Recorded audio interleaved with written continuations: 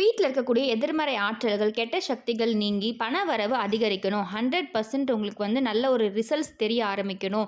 கடன் அடைந்து செல்வ வளம் பெருகணும் அப்படின்னா, இந்த ஆடி மாதத்தில செவ்வாய் அல்லது வெள்ளிக்கிழமையில நிலைவாசலில் இதை மட்டும் நீங்க வச்சு பாருங்க. இந்த ஆடி முடியறதுக்குள்ளேயே உங்களுக்கு நல்ல மாற்றம் தெரிய ஆரம்பிக்கும். வீட்டில் மகாலட்சுமி கடாட்சம் பெறுகிறது மட்டும் இல்லாமல் பண வரவு 100% அதிகரிக்கும். உங்களுடைய கடன் தொல்லையிலிருந்து சீக்கிரமாக நீங்கள் வெளியே வந்துடுவீங்க. ஸோ இதை எப்படி செய்யணும், இதை அடுத்து என்ன பண்ணணும், இது எல்லாமே டீட்டெயிலாக பதிவில் பார்க்கலாம். ஸோ அதுக்கு முன்னாடி இது வரைக்கும் பிரணவ் சமையலறை சப்ஸ்கிரைப் பண்ணலாம். ஃபர்ஸ்ட் டைம் பார்க்குறீங்க அப்படின்னா மறக்காம சேனலை சப்ஸ்கிரைப் பண்ணிக்கோங்க. பக்கத்தில் இருக்க பெல் ஐக்கானை கிளிக் பண்ணிக்கோங்க. ஸோ தட் நம்ம போகிற ஆன்மீக தகவல்கள் நீங்கள் மிஸ் பண்ணாமல் பார்க்கலாம். உங்களுக்கு நோட்டிஃபிகேஷன்ஸ் வரும். வீட்டில் நமக்கு செல்வ வளம் பெருகணும், பண வரவு அதிகரிக்கணும், கடன் இல்லாத நிம்மதியான வாழ்க்கை இருக்கணும் அப்படின்னா முதல்ல நீங்கள் நிலைவாசலை கவனிக்கணும். நிலைவாசல் நீங்கள் செய்யக்கூடிய ஒவ்வொரு விஷயங்களுமே உங்களுக்கு நல்ல ஒரு பண வரவை ஏற்படுத்தி கொடுக்கும். அதே மாதிரி இந்த கெட்ட சக்திகள், எதிர்மறை ஆற்றல், நெகட்டிவிட்டி இது எல்லாத்தையும் ரிமூவ் பண்ணுறதுக்கான நிறைய விஷயங்கள் நம்ம நிலைவாசலை தான் செய்வோம். ஸோ அப்படிப்பட்ட நிலைவாசல் எப்பொழுதுமே சுத்தமாக இருக்கணும். இந்த தூசி டஸ்ட் எதுவுமே இல்லாத மாதிரி நீங்கள் தொடர்ச்சி சுத்தமாக வச்சுக்கோங்க. வாசலில் முடிஞ்ச வரைக்கும் கோலம் போடுறதுக்கு ட்ரை பண்ணுங்கள். ஏன்னா நம்ம அவசர கால உலகத்தில் வெளியே போகிறோம், வரோம், வேலைக்கு போகிறோம். இந்த டைமில் என்னால் கோலம் போட முடியலனாலும் சின்னதாக ஒரு ஸ்டார் கோலமோ ஏதாச்சும் உங்களுக்கு தெரிஞ்ச சின்ன கோலமோ போடுறதுக்கு ட்ரை பண்ணுங்கள். இந்த அரிசி மா கோலம், அதே மாதிரி மா கோலம் மட்டுமே நம்ம தனியாக போடுவோம். ஸோ இது எல்லாமே நம்ம ஏன் போடுறோம்னு பார்த்தீங்கன்னா, எறும்புகள் அதை சாப்பிடும், அந்த அரிசி துண்டை சாப்பிடும். அந்த தானம் தான் உங்களுக்கு வாழ்க்கையில் இன்னும் மேலும் நீங்கள் வளர்கிறதுக்கு அது உதவி செய்யும். கர்ம வினையிலேருந்து அது படிப்படியாக குறைய வைக்கும். இந்த மாதிரி நம்ம நிறைய விஷயங்கள் பதிவுகளை தொடர்ந்து பார்த்துட்டு வரோம். அதே மாதிரி நிலைவாசலில் 2 பக்கமும் எப்போவுமே லெமன் கட் பண்ணி குங்குமம் தடவி வைக்கிறத எப்போவுமே பழக்கமாக வச்சுக்கோங்க. அப்படி இல்லைனா ஒரு பக்கம் மஞ்சள், ஒரு பக்கம் குங்குமம் தடவி வைக்கலாம். ஸோ இதற்கு கூட இப்போ நான் சொல்லக்கூடிய விஷயங்களும் நீங்கள் தொடர்ந்து ஃபாலோ பண்ணுங்கள். நம்ம வீட்டில் நிலைவாசலை தாண்டி தான் எப்பொழுதுமே உள்ளே வரும். ஒரு நல்ல விஷயமா இருந்தாலும் சரி, கெட்டதாக இருந்தாலும் சரி, வாசலை தாண்டி தான் உள்ளே வரும். ஸோ அதை வாசல்லேயே அந்த கெட்ட விஷயங்கள், கெட்டதை வாசலையே தடுத்து வெளியே போக வைக்கிறதுக்கும், ஆல்ரெடி வீட்டுக்குள்ளே இருக்கக்கூடிய நெகட்டிவிட்டி, கந்திருஷ்டி, எதிர்மறை ஆற்றல்கள் எதை ரிமூவ் பண்ணுறதுக்கும் இந்த பொருள் உங்களுக்கு கண்டிப்பாக யூஸ்ஃபுல்லாக இருக்கும். அதே மாதிரி நிலைவாசலில் எப்பொழுதுமே ஆகாச கருடக்கிழங்கு கட்டியிருக்கிறதும் நீங்கள் ஒரு வழக்கமாக வச்சுக்கோங்க. அதற்கு கூட இப்போ மாவிலை, வேப்ப இலை இது எல்லாமே நீங்கள் தோரணமாக பயன்படுத்தலாம், கொத்து கொத்தாகவும் வைக்கலாம். ஸோ இந்த மாதிரி வைக்கிறதுனால வீட்டில் காற்றின் மூலமாக பரவக்கூடிய எந்த ஒரு கிருமியுமே வீட்டுக்குள்ளே வராது. நல்ல ஒரு கிருமி நாசினியாக இந்த வேப்பிலை இருக்குது. ஸோ மாவிலை ஒவ்வொரு வெள்ளிக்கிழமையுமே நீங்கள் மாற்றலாம். காய்ந்த மாவிலைகளை தூக்கி போட்டுட்டு புதிய மாயிலை கொத்த வைக்கிறத நீங்கள் ஒவ்வொரு வெள்ளிக்கிழமையும் பழக்கமாக வச்சுக்கோங்க. இதுவும் உங்களுக்கு லக்ஷ்மி கடாட்சத்தை கொடுக்கும், வீட்டில் நல்ல ஒரு பாசிட்டிவிட்டியை கொடுக்கும். ஸோ அந்த வகையில் இன்னும் நிறைய விஷயங்கள் நிலைவாசல் பற்றி தொடர்ந்து பதிவுகளை பார்க்கலாம். ஸோ முக்கியமாக இப்போ நிலைவாசலில் இந்த ஆடி மாத செவ்வாய் அப்படி இல்லைனா வெள்ளிக்கிழமையில் ஒரு பொருள் வைக்க சொல்லியிருக்கேன். அது என்னன்னு பார்த்தீங்கன்னா கல்லுப்பு. இந்த கல்லுப்பு மகாலட்சுமியோட அம்சம் சொல்லலாம், மகாலட்சுமி வாசம் செய்யக்கூடிய பொருள்னு சொல்லலாம். 108 பொருட்களில் மகாலட்சுமி தயார் இருக்காங்க. ஸோ அந்த வகையில் முதல் ஒரு பொருள்னு பார்த்தீங்கன்னா கல்லுப்பை தான் நம்ம நிறைய விஷயங்களுக்கு பயன்படுத்துவோம். ஸோ ஏன்னா பாற்கடலில் கடையும் பொழுது மகாலட்சுமி தாயார் தோன்றினாங்க அப்படின்னு சொல்லுவாங்க. அந்த கடல்லேருந்து இருக்கக்கூடிய கல்லுப்பை நம்ம எப்படி கையாளுறோமோ அதை பொறுத்து நமக்கு பண வரவு அதிகமாகும். அதே மாதிரி எல்லா பிரச்சனைகளும் தீரும்னு சொல்லுவோம். ஸோ இந்த கல்லுப்பு நீங்கள் நிறைய விதங்களில் பயன்படுத்தலாம். ஸோ முதல்ல நிலைவாசலை எப்படி வைக்கிறது அப்படின்றத பற்றி டீட்டெயிலாக பார்க்கலாம். ஸோ இதற்கு உங்களுக்கு ஏதாச்சும் ஒரு கண்ணாடி பவுல் இருந்துச்சுன்னா அந்த கண்ணாடி பவுலையும் நீங்கள் வைக்கலாம். அப்படி இல்லைனா அகல் விளக்கு இருக்குன்னா அகல் விளக்கில் வைக்கலாம். ஆல்ரெடி பயன்படுத்திருக்கீங்கன்னா அந்த அகல் விளக்கை பயன்படுத்தியிருக்க விளக்க வாஷ் பண்ணிவிட்டு அதுக்கப்புறம் வைங்க. அப்படி இல்லைனா புது விளக்கு இருக்குன்னா புது விளக்கில் நீங்கள் வைத்துக்கலாம். ஸோ இப்போ இந்த அகல் விளக்கில் கொஞ்சம் கல்லுப்பு நீங்கள் இதில் போட்டு எடுத்துக்கோங்க. அப்படி இல்லைனா ஒரே ஒரு பவுலில் நீங்கள் கல்லுப்பு நிரப்பி அதை நிலைவாசலில் வெளிப்பக்கமாக வைக்கலாம். ஸோ அகல் விளக்கு வைக்கும்போது வாசலுக்கு வெளிப்பக்கமாக 2 பக்கமும் வச்சுருங்க. இந்த நிலைவாசலை தாண்டி வீட்டுக்குள்ளே வரும் பொழுது எந்தவித கெட்ட சக்திகளும் எதிர்மறை ஆற்றலும் அதை தாண்டி உள்ளே வராது. இந்த கல்லுப்பு அதை இழுத்து வச்சுக்கும்.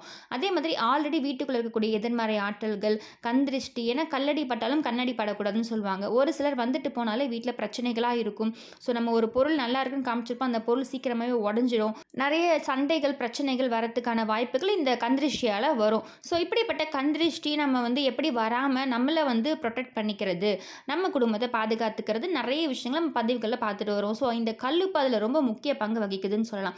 ஸோ நிலைவாசலில் இந்த 2 பக்கமும் இந்த கல்லுப்பு வைக்கும் பொழுது இதை தாண்டி எதுவுமே நம்மக்கிட்ட வராதுன்னு சொல்லலாம். வைக்கலாம். ஸோ இதை ஒவ்வொரு வாரமும் நீங்கள் மாற்றணும். இப்போ செவ்வாய்க்கிழமை வைக்கிறீங்கன்னா அடுத்த செவ்வாய்க்கிழமை இதை மாற்றணும். அதே மாதிரி இப்போ இங்கே வியாழக்கிழமை வைக்கிறீங்க இல்லை வெள்ளிக்கிழமையில் வைக்கிறீங்க அப்படின்னாலும் அதுக்கு அடுத்த வாரம் இதை நீங்கள் மாற்றணும்.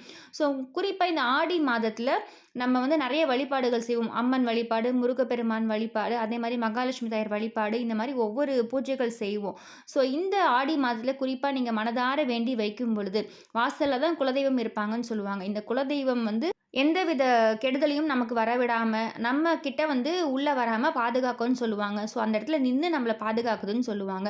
ஸோ அப்படிப்பட்ட நிலைவாசலை நம்ம எப்பொழுதுமே மங்களகரமாக சுத்தமாக வச்சுக்கணும். ஸோ இது வரைக்கும் நம்ம அந்த மாதிரி நிலைவாசலை ஒழுங்காக பராமரிக்கலைனாலும் பரவாயில்ல. இதற்கப்புறமா நீங்கள் அந்த நிலைவாசலை ஒழுங்காக பராமரிங்க. நல்லா மஞ்சள் குங்குமம் வைங்க. நான் வந்து உங்களுக்கு ஸ்க்ரீன்லேயே காமிச்சிருப்பேன். காவி வந்து யூஸ் பண்ணியிருப்போம்.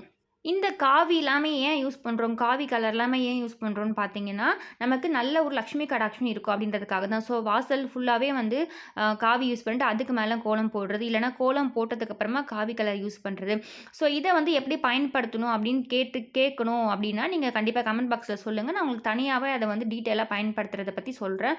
மாக்கோலம் போடுறது, அரிசி மாக்கோலம் எப்படி ரெடி பண்ணுறது, காவியை எப்படி பயன்படுத்தலாம். ஸோ இந்த மாதிரி உங்களுக்கு சின்ன சின்ன டிப்ஸ் எல்லாமே அடுத்தடுத்த பதிவுகளில் உங்களுக்கு காமிக்கிறேன் நான் செய்யும் பொழுது.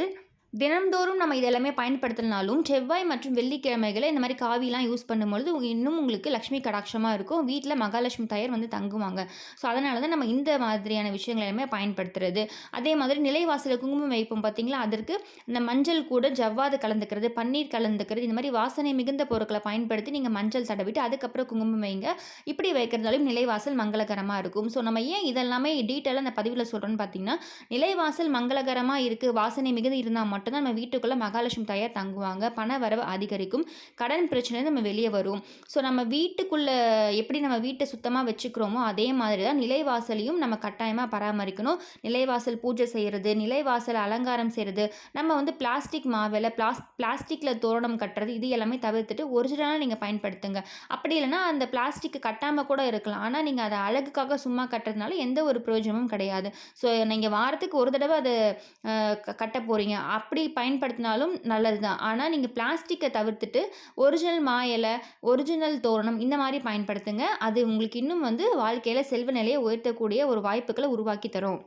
ஸோ நிலைவாசல் பற்றி சொல்லணும்னா நிறைய டிப்ஸ் நமக்கு ஒரு பதிவுகளும் தொடர்ந்து சொல்லிகிட்டே வரும். அந்த வகையில் இப்போ கல்லுப்பு 2 பக்கமும் வைக்கிறத பற்றி சொல்லியிருக்கேன். அப்படி 2 பக்கமும் வைக்க முடியல, நான் வந்து அப்பார்ட்மெண்ட்ஸில் இருக்கேன், பக்கத்தில் நெருங்கி வீடு இருக்குது அப்படின்னாலும் சரி, இல்லை 2 பக்கமும் வைக்க முடியாத ஒரு சூழ்நிலை இருந்தாலும் சரி, நீங்கள் ஏதாச்சும் ஒரு பக்கத்தில் ஒரு பவுலில் கல்லுப்பு ஃபுல்லாக நிரப்பி அங்கே வச்சுருங்க.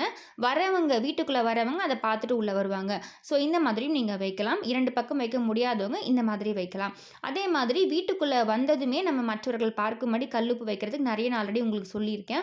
கல்லுப்பு மிளகு சேர்த்து வைக்கிறது, கல்லுப்பு கிராம்பு சேர்த்து பீரோவுக்கு அடியில் வைக்கிறது மறைவா. ஸோ இந்த மாதிரியான விஷயங்களும் கட்டாயமாக வீட்டுக்குள்ளேயும் செய்யுங்க, நிலைவாசலையும் செய்யுங்க. இப்படி கல்லுப்பு பயன்படுத்தி நீங்கள் செய்யக்கூடிய ஒவ்வொரு விஷயங்களையுமே உங்ககிட்ட இருக்கக்கூடிய நெகட்டிவிட்டி, கந்திருஷ்டி, எதிர்மறை ஆற்றல்கள் எல்லாத்தையுமே நீக்கி நல்ல ஒரு பாசிட்டிவ் வைப்ஸை கொடுக்கும். வீட்லேயும் நல்ல ஒரு மகாலட்சுமி கடாட்சம், லக்ஷ்மி கடாட்சமாக இருக்குன்னு சொல்லுவோம். ஒரு வீட்டுக்குள்ளே போனதுமே அந்த வீட்டை விட்டு வெளியே வரவே தோணலை அப்படின்னு சொல்லுவோம். அவ்வளோ ஒரு தெய்வீகமாக இருக்குன்னு சொல்லுவோம். ஸோ அதனால் முடிந்த வரைக்கும் வீட்டை எப்பொழுதுமே சுத்தமாக வச்சுக்கிறது, நறுமணமாக வச்சுக்கிறது, நிலைவாசலையும் சரி வீட்டையும் சரி இந்த மாதிரி பராமரிக்கும் பொழுது அந்த இடத்துல மகாலட்சுமி தாயார் உங்களுக்கு கட்டாயமாக அருள் புரிவாங்க. ஸோ இப்போ கடன் பிரச்சனை, பண பிரச்சனைக்கும் நமக்கு இதற்கும் என்ன சம்மந்தம்னு பார்த்தீங்கன்னா, எந்த இடத்துல நறுமணம் மிகுந்து இருக்கோ, எந்த இடத்துல வாசனை மிகுந்து நிலைவாசல் இருக்கோ அந்த இடத்துல மகாலட்சுமி தாயார் கட்டாயமாக உள்ளே வந்துருவாங்க. ஸோ இந்த மகாலட்சுமி தாயார் வரதுக்கு முன்னாடி அவங்களுடைய சகோதரி மூத்த தேவின்னு சொல்லுவாங்க பார்த்தீங்களா, மூதேவி. ஸோ இவங்க வந்து எட்டி பார்ப்பாங்க. அவங்க வந்து பார்க்கும்பொழுது அந்த இடத்துல டஸ்ட்டோ இல்லை பாலடைஞ்சு இருக்கோ, மங்களகரமாக இல்லாமல் ஒரு மாதிரி இருக்குன்னு வச்சுக்கோங்களேன், அந்த இடத்துல அவங்க வந்து தங்கிடுவாங்கன்னு சொல்லுவாங்க. ஸோ அதனால் அவங்க வந்து நறுமணமாக இருக்குது, நல்ல வாசனை மிகுந்து இருக்குன்னா அந்த இடத்துல அவங்களுக்கு பிடிக்காது. ஸோ அந்த மூத்த தேவி அப்படின்றவங்க போயிடுவாங்க.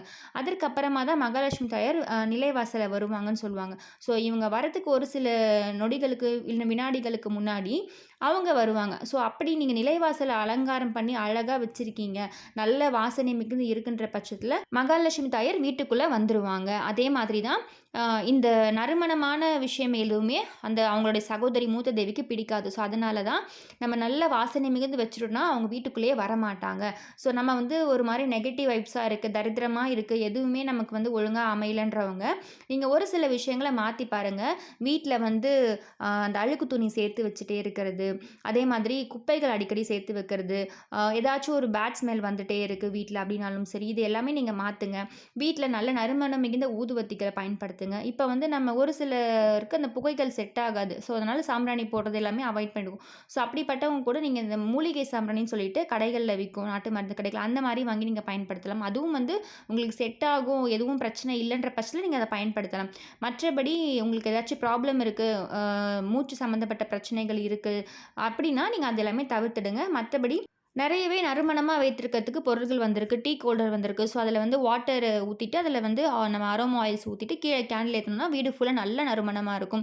ஸோ, இந்த மாதிரி எல்லாமே நீங்க பயன்படுத்தும் பொழுது, வீடே நல்ல நறுமணமா இருக்கும்.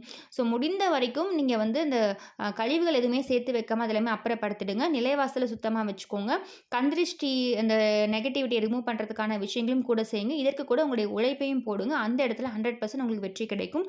வீட்ல இருக்கக்கூடிய எதிர்மறை ஆற்றல்கள் மட்டும் இல்ல, எதுவுமே வீட்டுக்குள்ளேயும் வராது. ஆல்ரெடி இருக்கக்கூடிய எதிர்மறை ஆற்றல்களும் நீங்கி, நல்ல ஒரு பணவரவு உங்களுக்கு ஏற்படுத்தி கொடுக்கும் இந்த கல்லுப்பு. ஸோ, இன்றைய தினம் நான் நிலைவாசல பத்தி நெறைய விஷயங்கள் ஷேர் பண்ணியிருக்கேன். கண்டிப்பா இது எல்லாமே உங்களுக்கு யூஸ்ஃபுல்லா இருக்கும்னு நெனைக்கிறேன். ஸோ, இந்த கல்லுப்பு நம்ம என்ன பண்ணணும் அப்படின்றது நெறைய பேருக்கு ஒரு கேள்வியா இருக்கும். ஸோ, இந்த கல்லுப்ப நீங்க வந்து கைகள்ல உங்க கல்லுப்பு படாத மாரி பார்த்துக்கோங்க. ஒரு தனியா ஒரு மக்கோ ஏதோ ஒரு பாத்திரத்தில தண்ணி பிடிச்சுக்கோங்க. அதில இந்த கல்லுப்ப அப்படியே கொட்டிடுங்க. அத வந்து கால்படாத இடத்துல வெளியே ஊத்திடுங்க. மண்பாங்கான இடத்துல ஊத்திடுங்க. ஸோ, அந்த மாரியான இட வசதி இல்ல, நான் அபார்ட்மெண்ட்ஸ்ல இருக்கேன் அப்படின்றவங்க, வீட்ல இருக்கக்கூடிய கிச்சன் சிங்க்ல ஊத்திடலாம். மற்றபடி வீட்டுக்குள்ளேயே நீங்க செடி வளர்க்குறீங்க, இல்லன்னா வந்து நான் கழிவறையில ஊற்றலாமா, பாத்ரூம்ல ஊத்தலாமான்னா, இது எல்லாமே தவிர்த்துடுங்க. So, kitchen சிங்க்ல ஊத்தலாம். அப்படி இல்லன்னா வெளிய மண்பாங்கான இடம், மரத்துக்கு அடியில கால்படாத இடத்துல இந்த மாதிரி நீங்க ஊத்திறலாம். ஸோ, எப்பொழுதுமே நம்ம கல்லுப்புக்கு சொல்ற அதே விஷயங்கள் தான். எப்பொழுதுமே குளியலறையில ஊத்தக்கூடாது. கிச்சன் சிங்க்ல ஊத்தலாம். மற்றபடி வெளிய ஊத்தலாம். இந்த விஷயங்கள் எல்லாமே நீங்க தொடர்ந்து ஃபாலோ பண்ணுங்க. சீக்கிரமாவே உங்க வாழ்க்கையில இருக்கக்கூடிய அனைத்து விதமான பணப்பிரச்சனைகள், கடன் பிரச்சனைகள் நீங்கும். நல்ல ஒரு நேர்மறை ஆற்றல் வீட்ல நிலவ ஆரம்பிக்கும். பாசிட்டிவிட்டி உங்களுக்கு வீட்ல கிடைக்க ஆரம்பிக்கும். ஸோ, இந்த விஷயம் கண்டிப்பா உங்களுக்கு யூஸ்ஃபுல்லா நினைக்கிறேன். இந்த பதிவு பிடிச்சிருக்கு. இந்த பதிவுல ஏதாச்சும் சந்தேகம் இருக்குன்னா கண்டிப்பா கமெண்ட் பாக்ஸ்ல கமெண்ட் பண்ணுங்க. இந்த பதிவு பிடிச்சிருக்குன்னா மறக்காம பிரணவ் சமையலறை சப்ஸ்கிரைப் பண்ணிக்கோங்க. பக்கத்துல இருக்க பெல் ஐகான கிளிக் பண்ணிக்கோங்க. ஸோ தட் நம்ம போடுற ஆன்மீக தகவல்கள நீங்க மிஸ் பண்ணாம பார்க்கலாம். உங்களுக்கு நோட்டிஃபிகேஷன்ஸ் வரும். மீண்டும் இன்னொரு நல்ல பதிவுல உங்கள சந்திக்கிறேன். நன்றி.